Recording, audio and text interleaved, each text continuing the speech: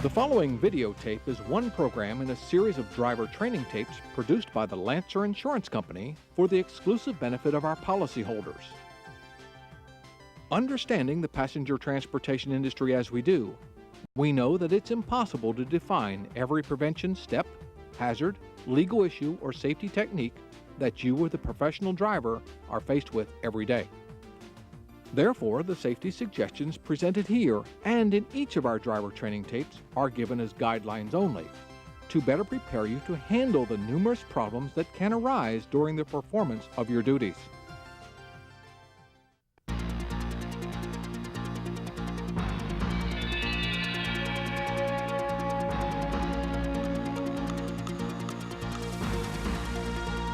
Some 60 years ago, the federal government decided to take a big step toward highway safety.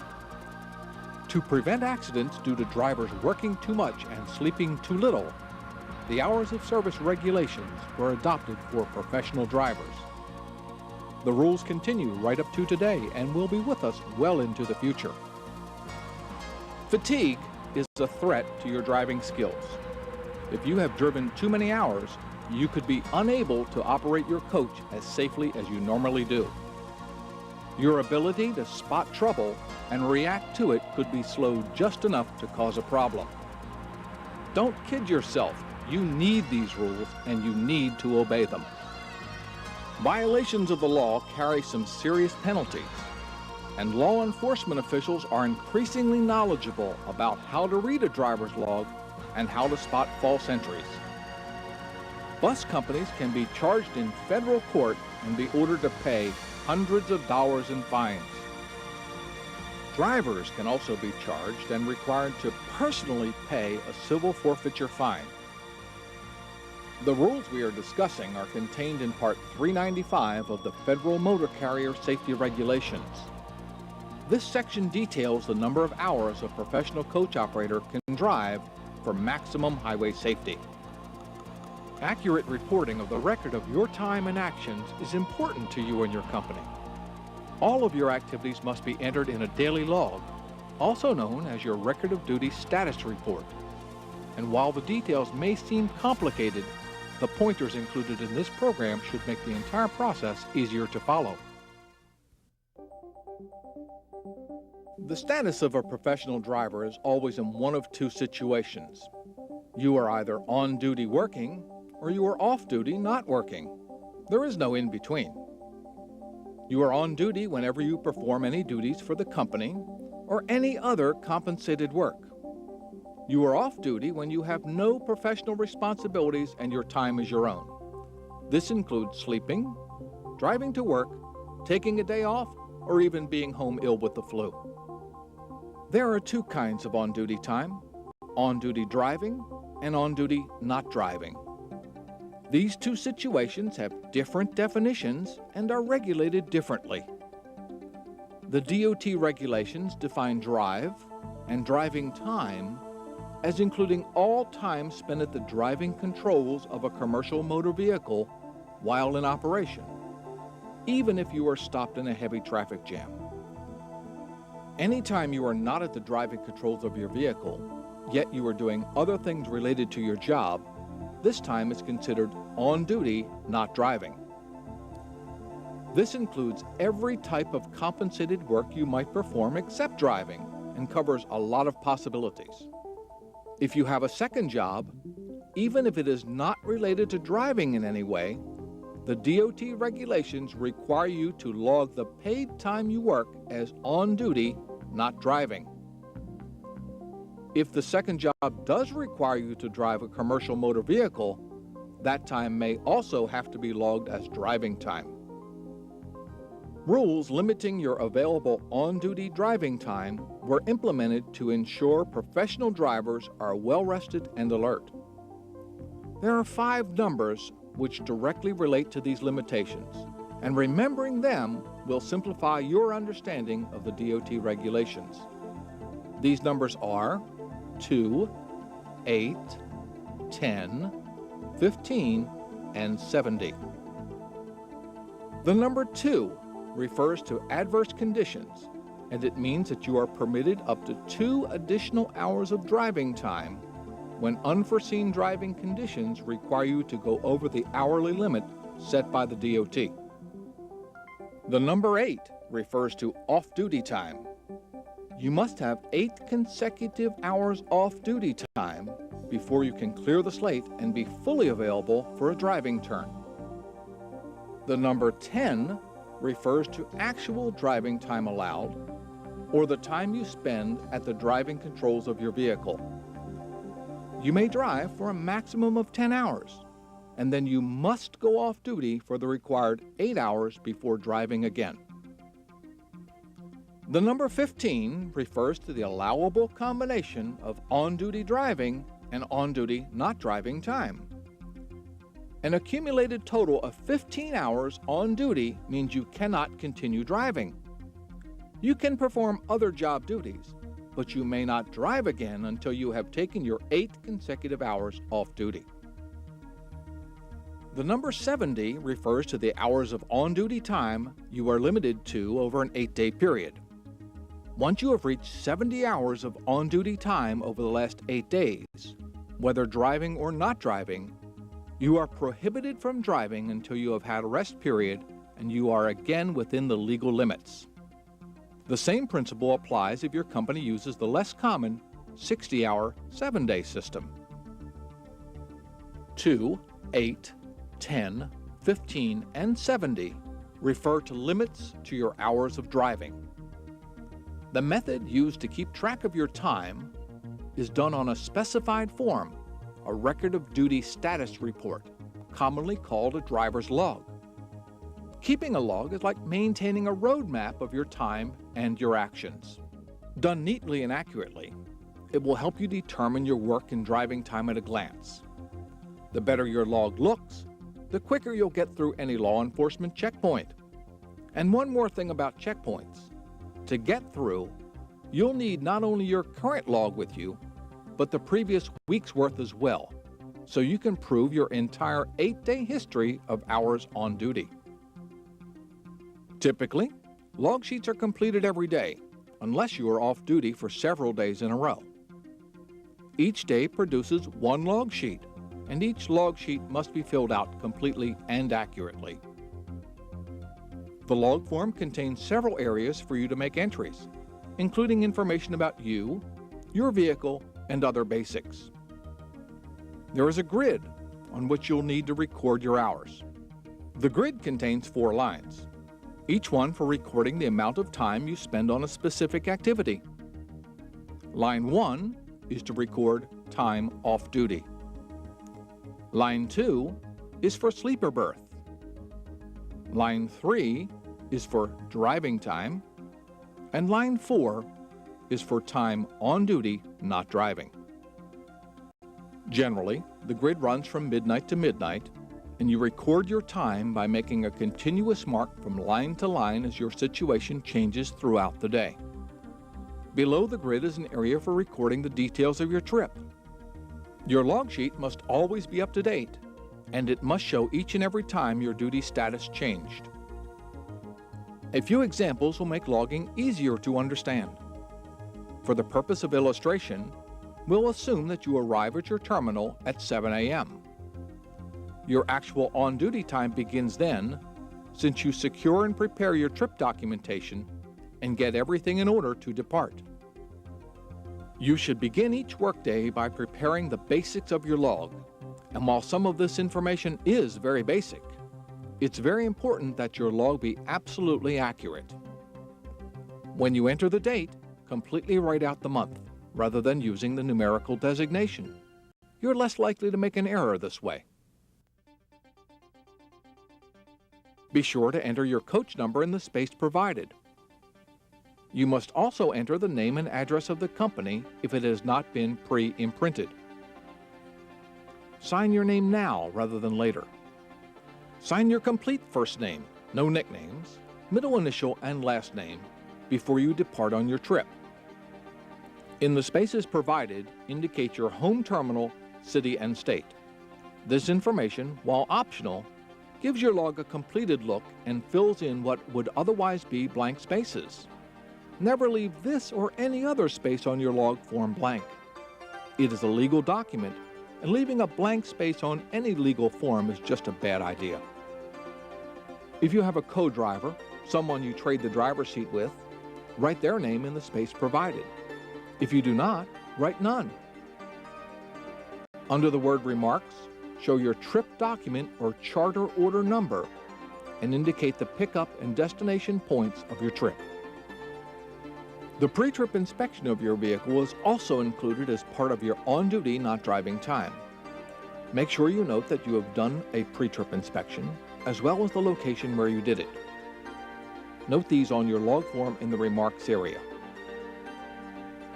On the grid on this day's log sheet, draw a line from midnight to 7 a.m. in the off-duty section. Draw a line from 7 a.m. straight down to the on-duty not driving line of the grid. After you have finished your pre-departure duties, continue this line over to 7:30 a.m. and then straight up from 7:30 a.m. to the line that indicates you are now on duty and driving. To continue our example, we'll assume that you arrive at your pickup point at 8 a.m.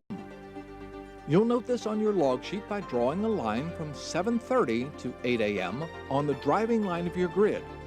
Then, draw a line back down to the on-duty not driving area and begin to perform your duties with your passengers.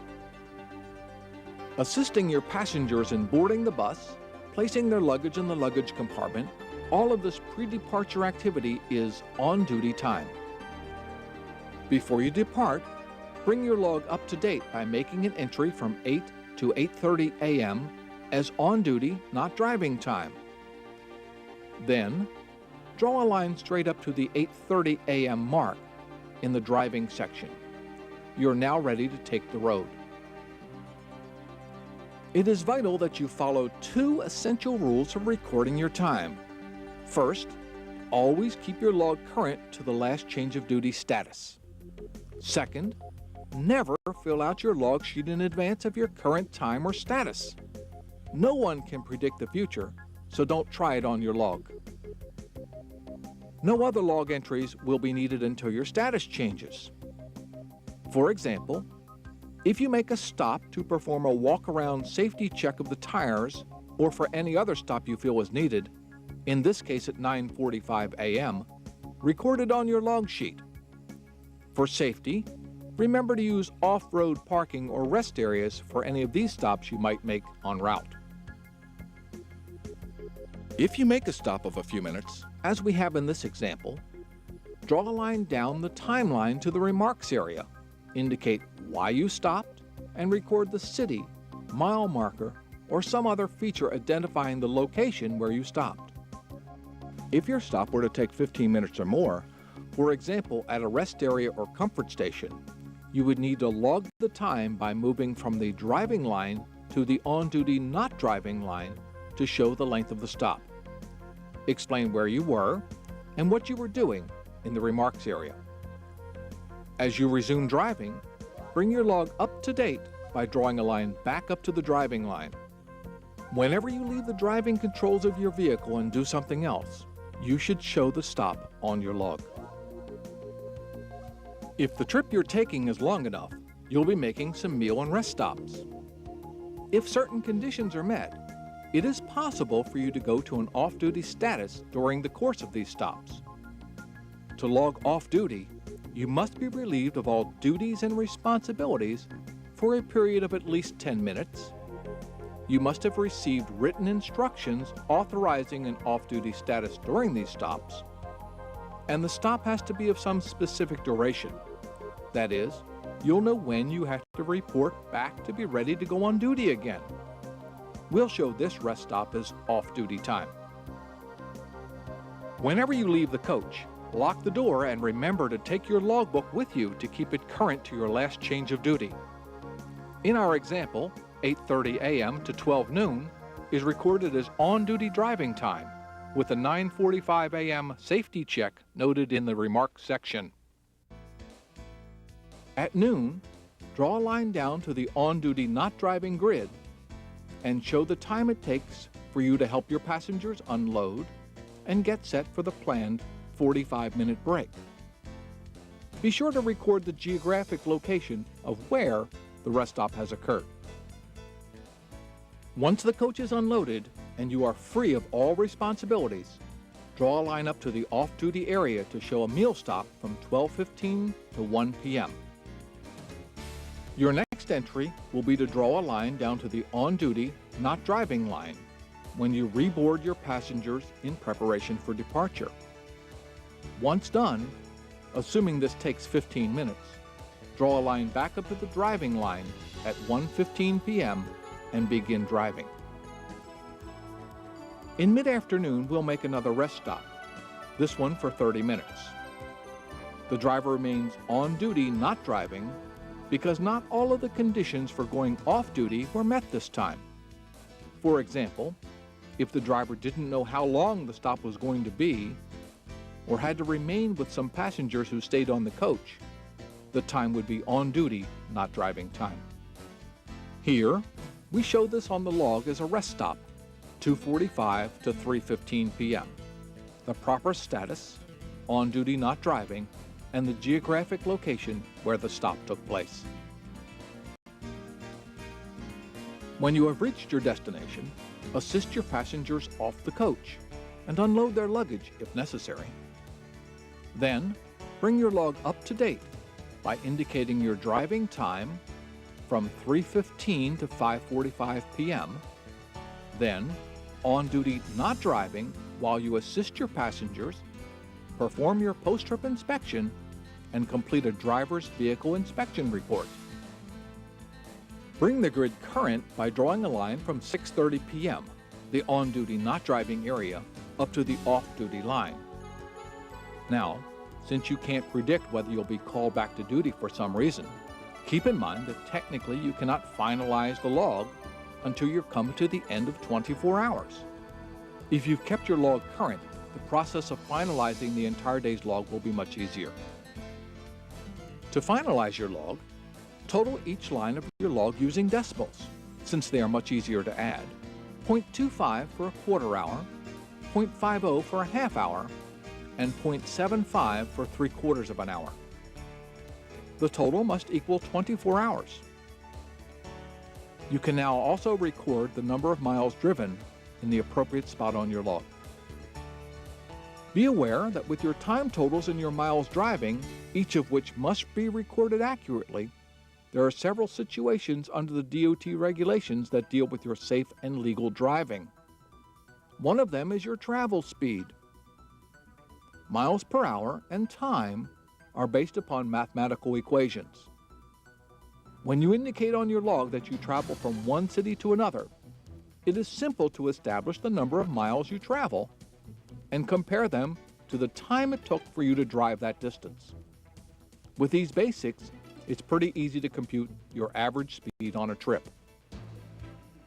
If you're driving too fast, it will be very apparent to any company, federal or state agents looking at your logs. The geographical terrain, types of roads, and the traffic conditions determine what your average speed will be. On flat, level interstates with little traffic, you'll average a higher speed than you will in mountainous, two-lane, moderate traffic areas. In general, 560 miles in a 10-hour shift is about the limit. In states where 55 is still the law, you won't be able to travel much over 450 miles in a 10-hour turn. It's possible to do more, but be prepared to explain it. If, during your driving and on-duty time for the company, you exceed the hours of service limits, it is considered an infraction of the regulations and a misdemeanor. If, however, you decide to hide your violation, this is fraud, and fraud is a crime. If you get into a predicament where you feel you have to exceed your hours of service, do so honestly and put what caused you to exceed your hours of service on your log under remarks. Travel time is another issue to consider. If you are traveling at the direction of your company, deadheading, no matter what the mode of transportation, and you are assuming no responsibilities, you may show this travel time as off-duty if you are allowed 8 consecutive hours off duty once you have reached your destination. If this is not the case, then all of the time spent traveling is logged as on-duty time. Always show in the remarks section of your log what happened. It stops questions before they are asked. A situation that most professional drivers face is that of adverse driving conditions and how they affect your driving time. If you encounter adverse driving conditions such as snow, sleet, or fog, none of which were apparent to you or your dispatcher before your departure, you may drive up to an additional 2 hours. This permits you to drive as much as 12 hours in order to complete or finish your run or travel to a place of safety. No more than 2 extra hours are allowed, and if you've already been on duty for a total of 15 hours, you may not drive these 2 extra hours. If adverse conditions overtake you and are truly unexpected, make a note of it on your log in the remarks section as Operation under 395.1b, Adverse Conditions. Finally, you must always know how many hours you have worked over the last 8 days and how many hours you have available to drive before you depart on any trip. This means that you must keep track of your on-duty and driving hours over the past 8 days and compare that total to the 70-hour limit established by the DOT regulations. It is not enough to know if you had a violation after you completed your driving turn. You must be able to calculate in advance how many hours you have available to drive before you depart on a trip or start a day's work. This is done by recapping in the spaces provided on your logbook pages or on a separate page of your logbook. The rules you must follow are these. First, you cannot drive after you reach 70 hours in any 8-day period. And second, you may not start on any trip which you cannot finish within the hours available to you. Recapping helps you keep track of your time. There are several different recap systems, too many to individually explain here, but they all focus on the single thought that you control your hours so that you never violate the 70-hour rule. No matter what system you use, you need to use the forms that are provided to you, maintain good records, and don't let the easy things trip you up. Take care in adding and subtracting. It's better for you to prevent problems and prevent fatigue in advance. When you hit an enforcement checkpoint, it's too late then to think about what you could have or should have done to avoid violations and citations. And remember, your recap by itself does not prove you are within the 70-hour rule. You must have at least 8 days logs with you at all times. Here are some important points to remember. You are limited to a maximum of 10 hours of driving.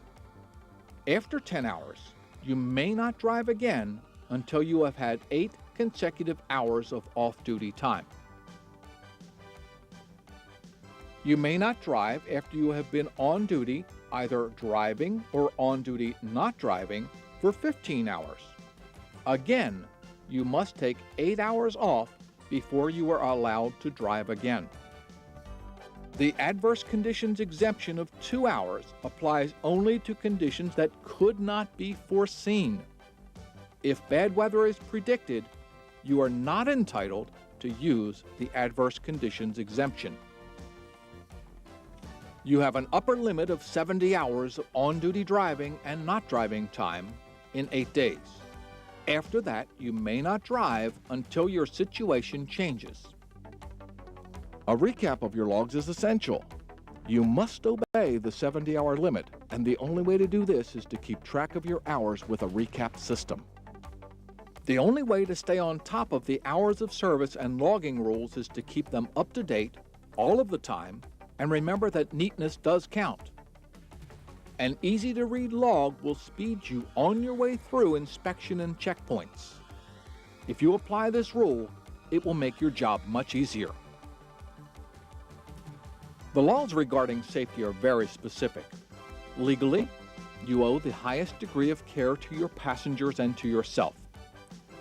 You must be alert and aware every time you drive, and knowing your personal and legal limitations will help prevent problems. Safety has always been and always will be a routine part of the professional driver's duties, and professional drivers always play it safe. Lancer Insurance Company is proud to join with our customers in a strong commitment to safety for the passenger transportation industry.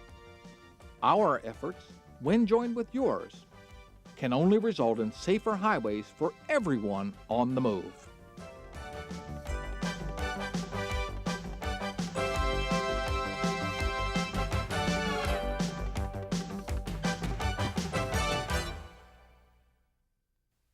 Lancer Insurance Company has been producing our driver training safety video series since 1987. Our highly regarded series of tapes is distributed free of charge as an exclusive service to Lancer policyholders. Each program is supported with educational material to increase both driver interest and involvement. To obtain copies of any of the tapes in our ongoing series, call us toll-free at 1-800-782-8902 or write Mr. Randy O'Neill, Senior Vice President, Lancer Insurance Company, Customer Service Department, 370 West Park Avenue, Long Beach, New York, 11561-3245.